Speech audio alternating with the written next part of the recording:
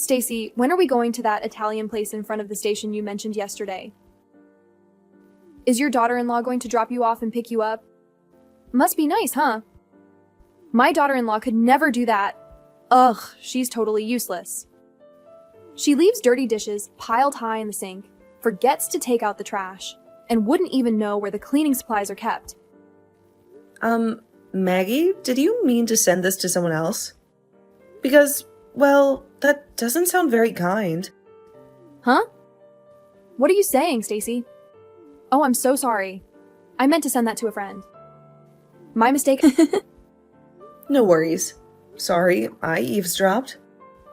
I wish I could at least pick you up and drop you off, help out in some way.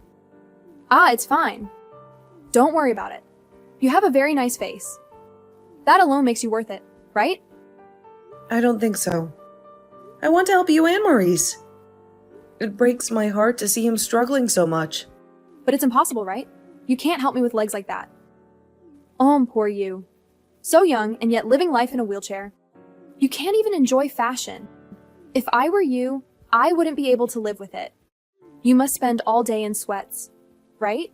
Forget about cute shoes or those high-waisted jeans everyone's wearing. I'm so sorry if my words make you sad. Yeah, but I can still wear clothes while sitting. And trust me, I have a fabulous shoe collection that doesn't require high heels. Well, even more than that, your biggest problem as a daughter-in-law is that you can't do house chores that well.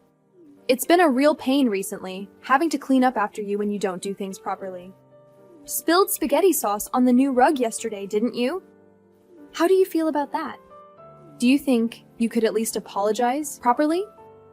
Yes, I'm terribly sorry for the inconvenience.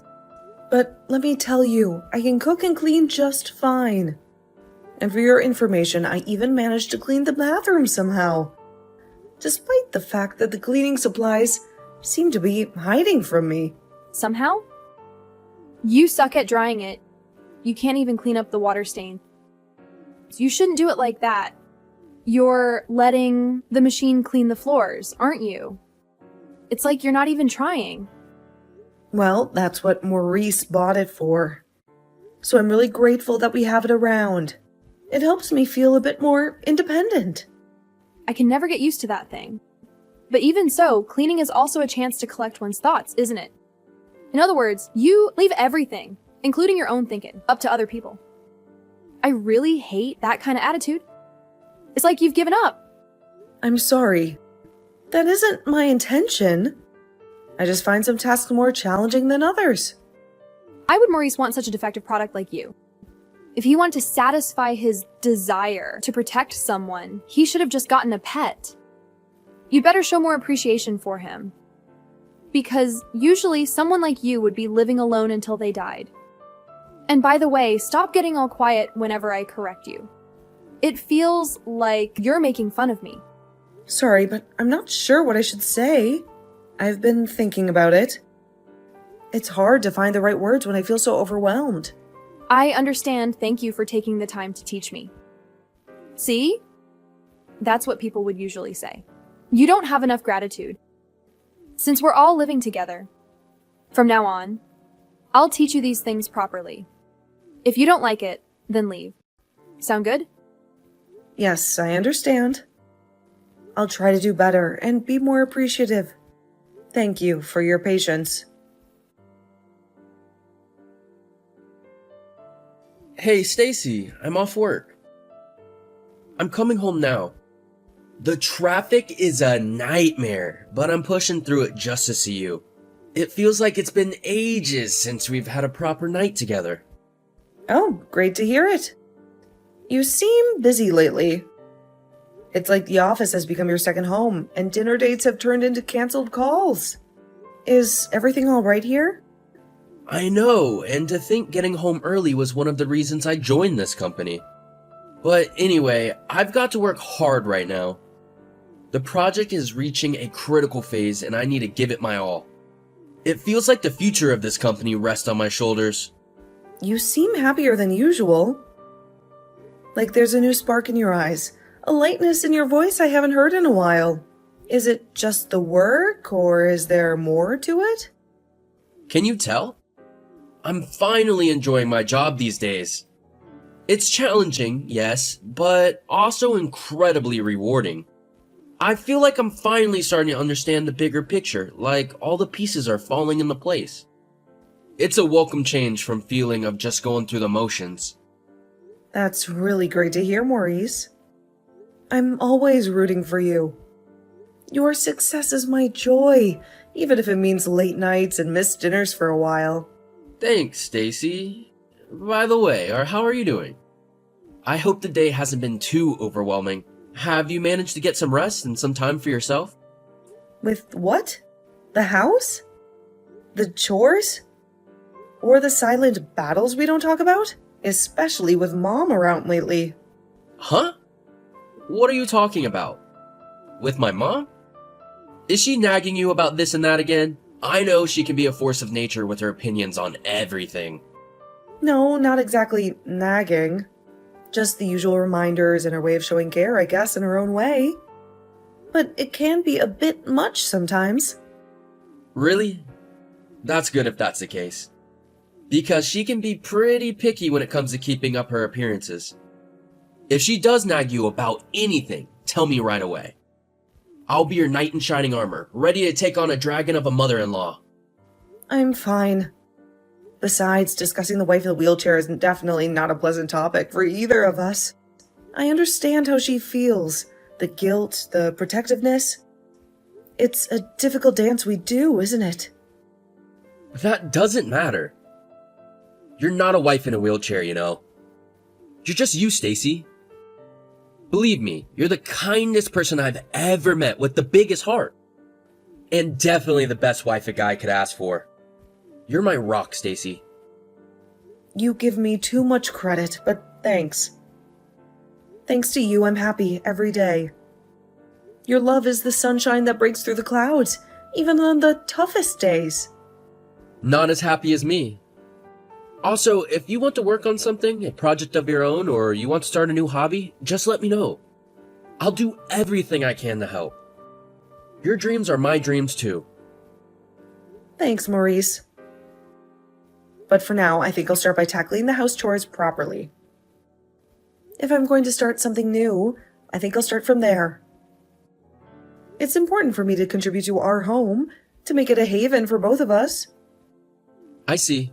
Then that sounds good. Let me know if I can help with anything like chopping vegetables, folding laundry, or anything. We're a team after all. I'll keep that in mind. Anyway, I'm waiting for you to come home today. I made your favorite beef stew. It's simmering on the stove, filling the house with its hearty aroma. The smell alone is enough to make my stomach rumble. Sweet! The thought of that stew and seeing you is making me speed home even faster. Buckle up because I'll be there in record time. Oh, hey, Maggie. This is an awkward question, but did you do something with my secret savings? The ones I've been squirreling away for that rainy day we always talked about? You know, the one where the car suddenly needs a new transmission, or the roof starts to leak like a sieve? Huh? Secret savings? Honey, what are you talking about? That sounds like something out of a spy novel. You know I have a memory like an elephant and secret bank accounts? Those are for strangers, not family. The money I put in the drawer in the living room, Maggie. Tucked away in that old recipe book we never use anymore. $225 or so was missing. It's not just about the amount, Maggie. It's the feeling in the pit of my stomach like someone reached in and snatched a piece of my trust. I can't believe this, Stacy. You think that I, your own flesh and blood, would steal from you? Surely you're joking. You know I'd rather walk on hot coals barefoot than betray your trust. Besides, with Maurice working so hard these days, the last thing we need is extra tension in this house. Pardon me for asking, Maggie. But the only one who knows that drawer holds emergency money is family. And it's not just the money. It's the trust that's been shattered into a million pieces. Like a beautiful mosaic we spent years building, now laying broken on the floor. If we're going to point fingers, let's not forget how forgetful you can be sometimes. It's just $225, really? Are you sure you haven't absent-mindedly misplaced it somewhere or something? Maybe it's hiding between the couch cushions or wedged under a rug, just waiting for you to find it. I haven't made a mistake, Maggie. I count the total every month like clockwork. It's my little ritual, counting and recounting, making sure everything is just as it should be. A safety net to catch us if we fall. Even so, you don't have any concrete evidence, do you? You don't think you just shoved it somewhere in a fit of absent-mindedness and forgot about it entirely? Maybe it's hiding in plain sight, just waiting for you to find it with a sheepish grin on your face. Maybe it was a thief? I think I'll call the police and report it stolen. It's not just about the money anymore, Maggie. It's about feeling safe in our own home. A place where we can relax and unwind, not a fortress under constant siege. The police? Don't you think you're overreacting a bit, dear? If a patrol car parks outside our house with flashing lights, the whole neighborhood will be in an uproar. They'll be peering over their fences, whispering behind closed doors, and we'll be the town gossip for weeks. But what about other valuables, Maggie? Maybe they took more than just the money. It's not just about the money anymore. It's about the sense of security that's been evaporating from this house, like rainwater. Nobody's been stealing anything, Stacy. Huh? How do you even know? Because I can assure you, this family, this house, we're a well-oiled machine. Nothing goes missing without a reason. And trust me, there isn't one. Oh, I get it now. Are you trying to say you're a sly one, Maggie, right? Okay, so maybe I borrowed it. My bad. There, you happy now? Satisfied? Why would you do that sort of thing, Maggie? It's not just the act of taking the money. It's the secrecy, the lack of honesty that hurts the most. Look, Stacy, I'm going shopping today with a friend. She's bringing her daughter-in-law along, and you know how those things go? So you should be able to lend me your wallet, at the very least. It's the least you could do after all the times I've looked after you, wouldn't you say? I'm not sure I understand, Maggie. Why didn't you just ask? We could have worked something out, a budget, maybe a shopping list. We always do that kind of thing together. Do you have permanent brain damage too? Usually daughters share these pastimes with their mothers-in-law. They bond over the latest fashions, gossip about the neighbors, and maybe even snag a bargain or two. Since you can't exactly stroll down Fifth Avenue with Maurice on your arm, you can at least give me some money. It's the unwritten rule of family dynamics. Haven't you learned anything living in this house? How can you decide on my behalf that I can't do it? I would go with you if you invited me.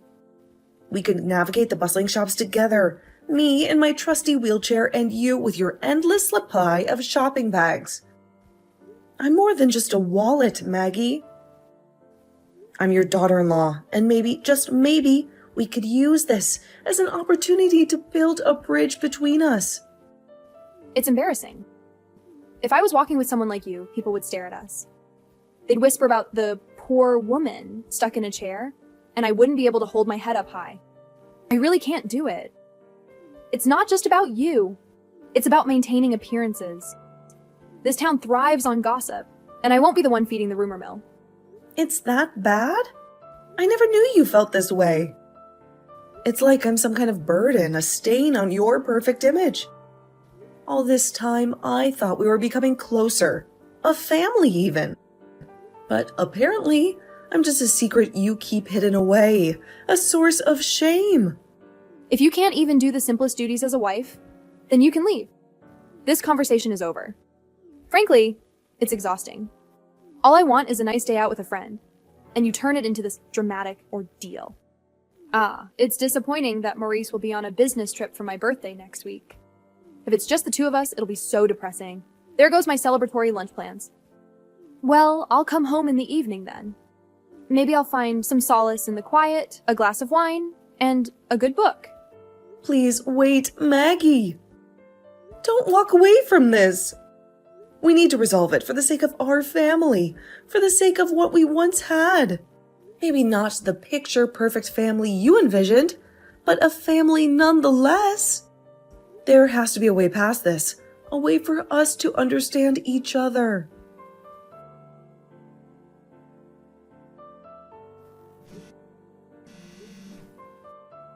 Maggie, there's a fire! A blazing inferno is engulfing everything! I can hear the roar of the flames like a hungry beast devouring everything in its path. What? A fire? OMG. Are you okay? Jesus, my heart's pounding in my chest like a drum solo, and my hands are shaking so badly I can barely hold the phone. Where are you? Oh my god, the fire! It's coming from the house next door. The flames are leaping out of control, reaching out like fiery claws, trying to grab everything within reach. Please help me, Maggie. The playwheel of my chair is jammed in the door. It's like it's alive, fighting back against my desperate attempts to escape. I can't get out. Maggie, I'm scared. Please help me. Maurice, you heard about the fire, right? I'm so sorry that I couldn't help. My hands were shaking so badly, I could barely dial the fire department. And then Stacy. The thought of her trapped in that inferno. I keep replaying the missed call in my head, her voice filled with panic. What? What on earth are you saying, Mom? No, she's right here. Don't you dare talk about her like that. Well, Mom, you know, the news reports, they can't all be wrong, can they? Huh? But the news said there were fatalities. A woman in a wheelchair, trapped in the blaze. That wasn't Stacy. It couldn't be. She was getting checked at the city hospital for minor smoke inhalation, that's all. They said her trachea was a little irritated, so she won't be able to talk for a while. But she's alive, Mom. Alive. Thank God. Wait, what? I don't understand. Weren't you on a business trip today, Maurice? You never mentioned coming home early. Stacy asked me to come by at noon. Man, I was surprised. She called me right after I got everything together and got back to the house.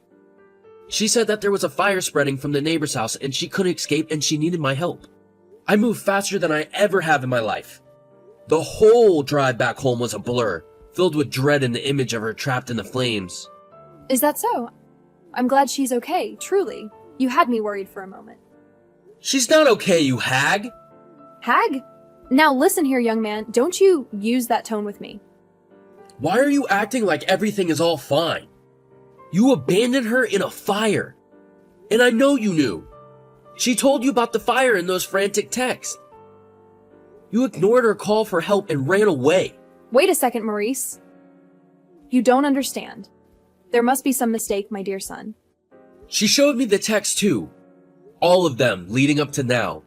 The constant jabs, the belittling marks, the accusations. What the hell is wrong with you? Aren't you ashamed saying awful things like that to my wife every day and even stealing her money? I, for one, am mortified. I feel so sorry for Stacy. And I'm embarrassed to be your son. The woman I love almost died, and I don't even know what to say to you anymore. Listen to me, Maurice. I was just thinking about your happiness first and foremost.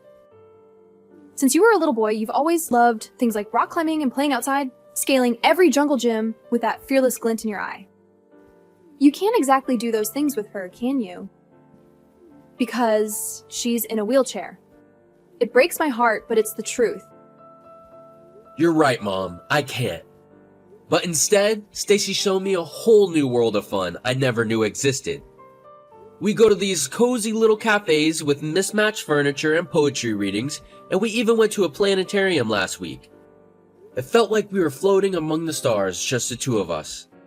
Being with her is an adventure every single day, even if it's not the kind you had in mind. What about how it looks to others, Maurice? You're going to be moving up in the world, climbing that corporate ladder one rung at a time. No one can really support you if you have a crippled wife, as you so delicately put it.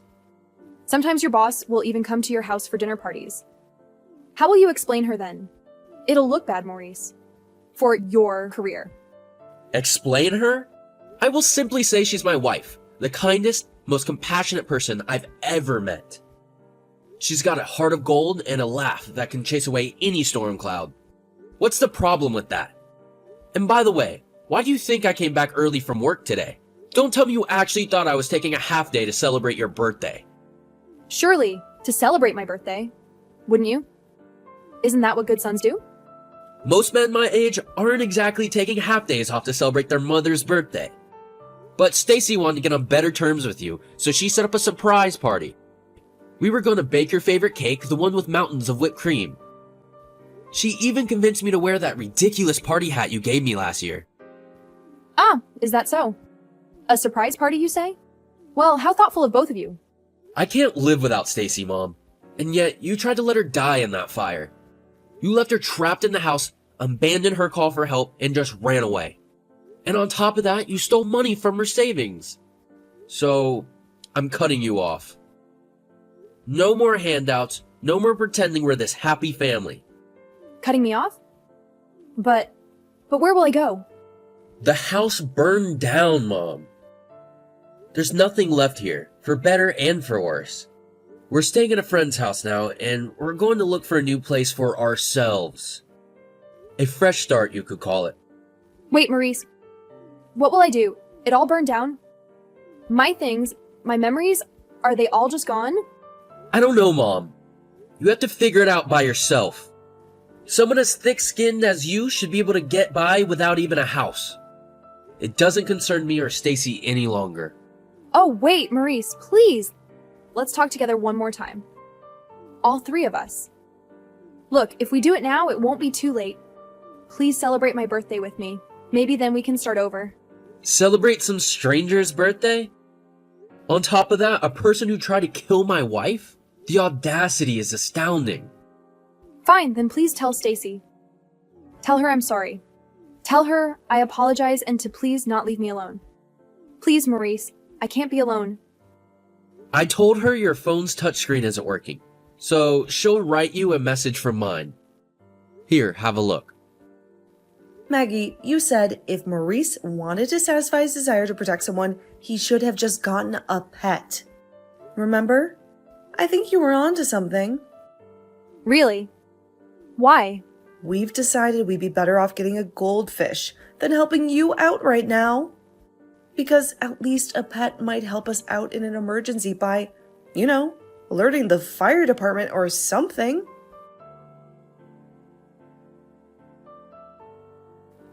After that, Maurice and I rented a new apartment close to his company and started our new life there. I heard that Maggie, her relatives dwindling, had no choice but to go to her sister's house.